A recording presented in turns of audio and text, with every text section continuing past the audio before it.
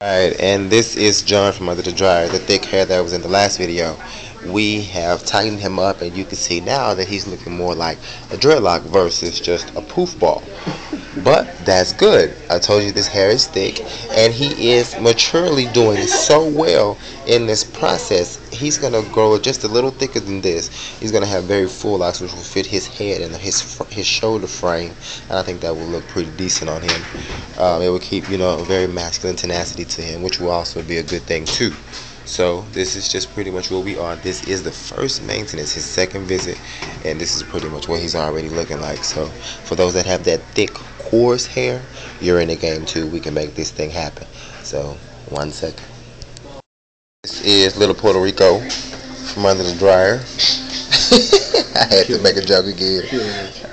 But no, we just took him from under the dryer. He's twisted up.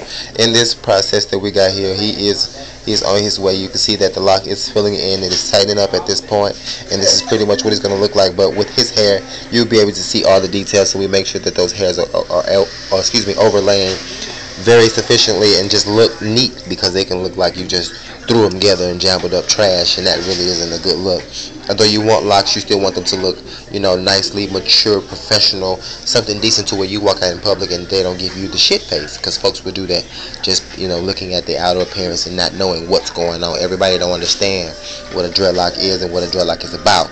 So we're going to keep it neat, clean, professional, and keep it going so we can look like humans and not aliens.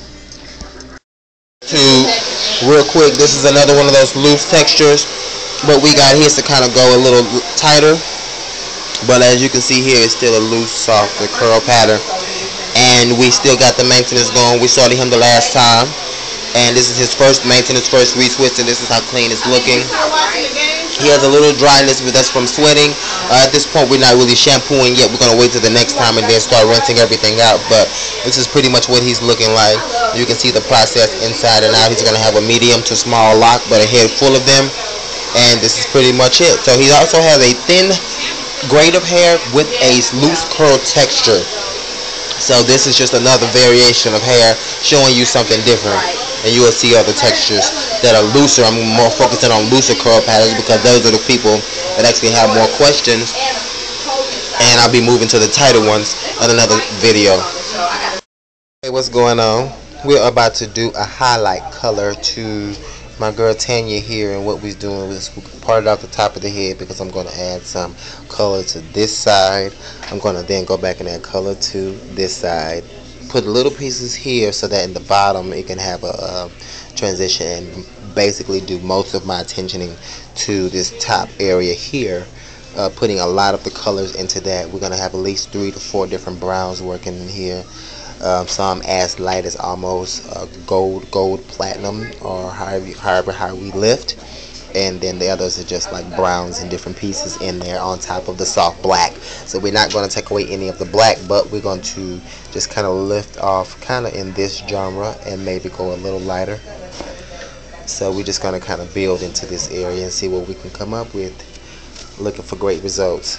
So I'll show you the final result, but this is what we're about to get started.